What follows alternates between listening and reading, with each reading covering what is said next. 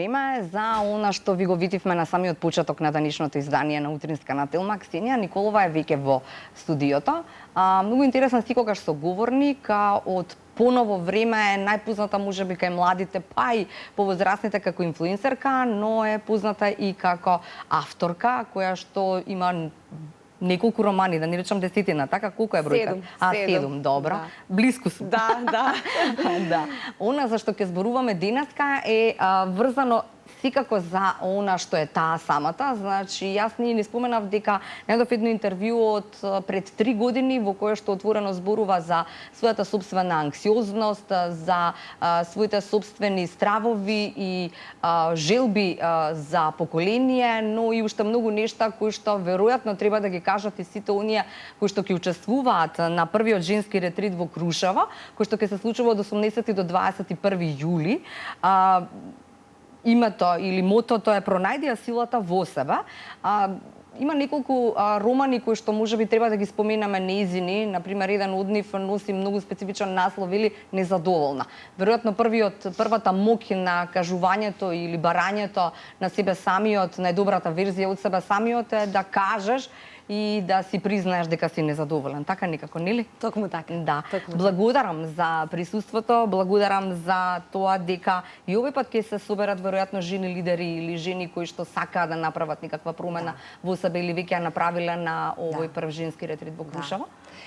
Фокусот на овој женски ретрит е буквално не само жени лидери, туку секоја жена која сака да посвети 3 дена на себе си, на ширење на своите хоризонти, на запознавање на некои внатрешни нешта кои што ги имаме сите, меѓутоа некогаш ни треба некое собирање, некое предавање, некоја групна задача за да се разбудиме себе си на многу полиња и секако да се запознаеме меѓу себе, да размениме енергија. Тоа е нешто во кое јас силно верувам дека вмрежувањето на жените ги зајакнува жените. И навистина многу се радувам за овој ретрит и се надевам дека ќе си поминеме толку убаво како што јас сум замислила. А како го замисливте? Ова е нешто што јас го имав одамна во глава, така, и чекав да се поклопат коцките за да можеме да го организираме. Го организираме заедно со туристичката агенција Војажер и организацијата зад која стојам јас на Македонски подобри жени, подобар свет.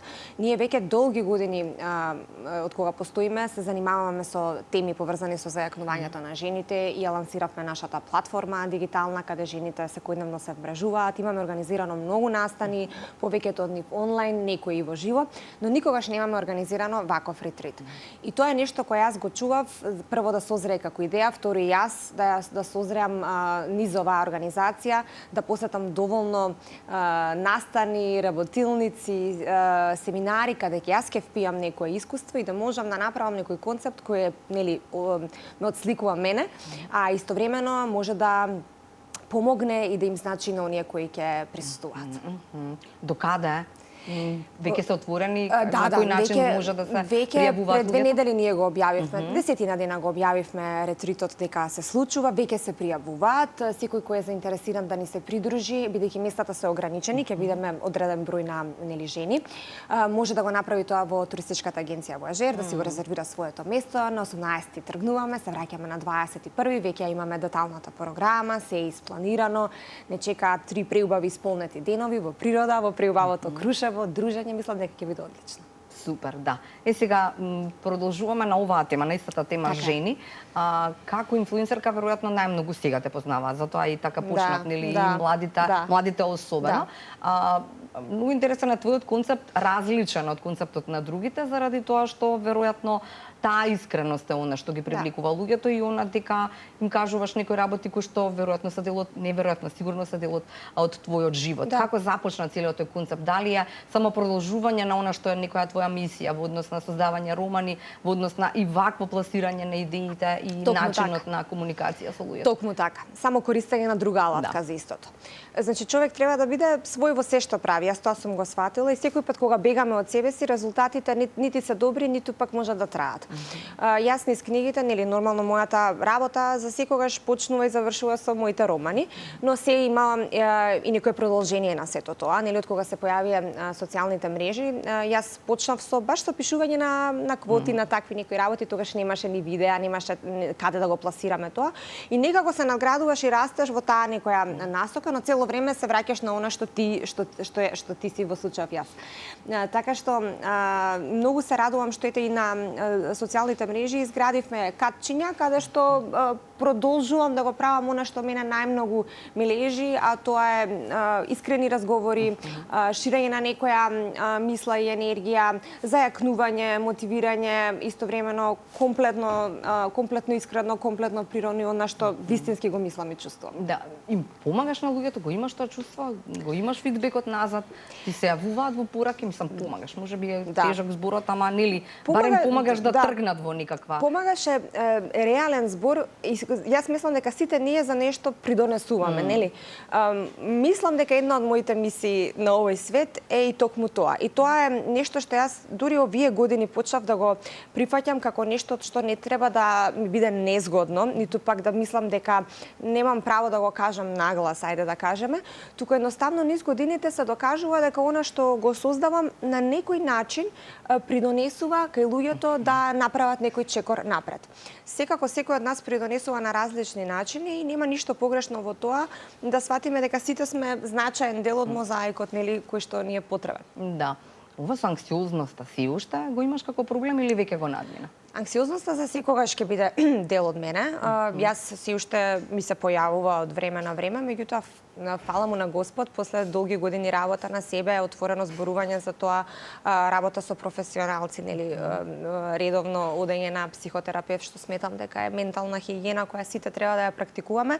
Јас сега ја имам анксиозноста во една состојба каде можам максимално да функционирам и при тоа да не ми пречи, за разлика од пред неколку години кога на пример поради анксиозноста не можев да функционирам баш толку како што ја сакав, во смисла да патувам толку како што ја сакам, да завршам некои обврски, ќе ми попречи во секојдневието и беа некои ситуации кои беа навистина страшни. Но ете се надминува и тоа. Некако таа за секогаш останува дел од мене, но јас различно ја доживувам, различно ја гледам најверојатно и веќе стануваш посилна, поголема од својата анксиозност. Имаш едно видео пред неколку години кое што собра многу прегледи, зборуваше за тоа, иако си рекла пак во ова интервју, односно во едно претходно интервју дека нели не сакам многу мојата приватност да ја делам, освен нели овие убави пораки или мисли, сепак одлучи да им кажеш на луѓето нешта кои што тебе те мачат, борејќи се за свое поколение. Тоа е завршена приказна или си уште останува твојата борба? Таа борба останува, очигледно. Мора да се насмееме на некои работи, тоа само останува. Но јас, како да кажам, јас зборувам на таа тема се уште, но моментално нема ништо ново. Нели? Кога нема ништо ново, некако е непотребно да се повторуваме. Мојата порака е јасно пратена, јас многу пати сум зборувала на таа тема, никогаш во ниедно интервју не сум кажала, ве молам не ме прашувајте за тоа. Знам дека луѓето сакаат да прашаат, знам дека јас сама сум ја отворила таа Пандорина кутија, но истовремено веќе година и нешто нема ништо ново на таа тема. Кога ќе има, секако дека ќе споделам. Јас постојано добивам пораки и на таа тема. Има многу жени, парови кои се соочуваат со овој глобален проблем и треба да зборуваме на таа тема и драго ми е што и репродуктивното здравје излезе како една тема на која треба да се зборува и тоа воопшто не е срамно, тоа не е наша тајна страна, тоа е нешто со кое се соочуваме сите на овој или на оној начин во одреден период од животот. И ет, тоа е тоа. Тоа е тоа, да. А колку пак тука имаше солзи, колку пак тука имаше моабети со жени, па можеби и со парови кои што не знаеле кому да кажат. Многу разноразни нешта. Ние пред 2 години организиравме баш со нашата женска организација една конференција која што носеше наслов Ние хероините и еден од панелите беше посветен токму на жените кои минуваат низ процесот, и имавме жени од стручни лица, имавме и жени од реалниот свет кои што споделија своји приказни. И само повеќе и повеќе сваќам колку сме сите заедно во оваа приказна и верувајте ми, кога ќе споделите, олеснува. Значи олеснува и некако се чувствуваш дека повеќе не си сам и не треба човек да држи во себе ништо толку долго. Така е, да. Дали ова се ќе биде дел од оној замислен твој ретрит во Крушево? Овој ретрит е посветен на пронаоѓање на силата во себе преку 5, односно 6 работилници кои ќе ги имаме внатре во програмата, кои се посветени на разни вештини кои сакаме да ги развиеме кај жените. Секако секој тие вештини ќе си ги користи нели за својата цел, во својата приказна, секако самодовербата е нешто на кое ќе работиме и верувам дека тоа помага во секоја борба со која се соочуваме. Така е, да. Ова со незадоволна, така и почнав. Размислува авторот да го напише и да го наслови својот роман Незадоволна, заради тоа што не знам како, веројатно можеби јас така ги гледам работите, не знам дали е тоа така, ама избликнува или излегува од вас тоа што сакате да го кажете, тоа е незадоволството. Незадоволна е наприказна за една жена која што се бори со сопственото незадоволство и до патот до пронаоѓање на себе си и среќата во себе. И тоа е еден роман кој навистина бележи многу голем дел од мојот живот на многу начини. Тоа е романот кој мене ме проби на повеќе пазари, не се преведе на повеќе јазици и навистина ми се докажа дека многу жени се пронајдоа во приказната на Марго, така се вика хероината. А сега во последниот роман кој што излезе оваа година, Зад маските, нешто сосема друго се случува, така што и јас сега е задоволна.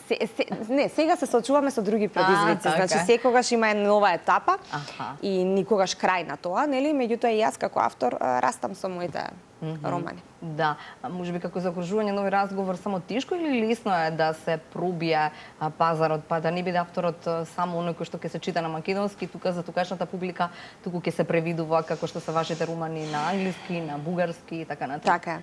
Исклучително е тешко, особено за нас авторите кои доаѓаме од помали земји. Многу е тешко, затоа што поголемиот пат го проаѓаме сами и едноставно тропаш на милион врати за после една на крај да ти се отвори ако се поклопат коцките.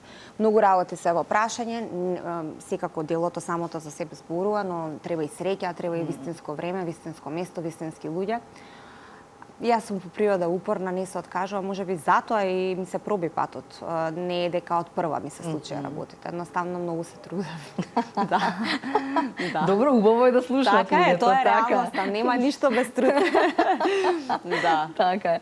Ксенија, ви благодарам и на отвореноста и на искреноста. Секако сме тука за сите нови и ваши предизвици, ќе станат и наши предизвици да ги информираме гледачите. Секако подсетување, значи се уште има места, но бројот е ограничен, заради тоа пронајдија силата во себе, ви вели првиот женски ретрит кој што ќе се случува од 18 па се до 21 јули во Крушево, па затоа жени, бујрум, има места каде што може да се пријавите, така може на твојата страница веројатно или како? Може да ми пишат. Да, може да и пишете на Ксенија и така натаму, може во агенција Војажер и така. И третото место кое беше? Тоа беше? Во агенција Војажер, да, и се гледаме во Крушево, во хотелот Монтана Палас. Монтана Палас, таму ќе биде местото на случување, а крушевчани веројатно ќе имаат можности да уживаат во сите овие женските приказни кои што ќе бидат раскажани таму, ни се куп работилници.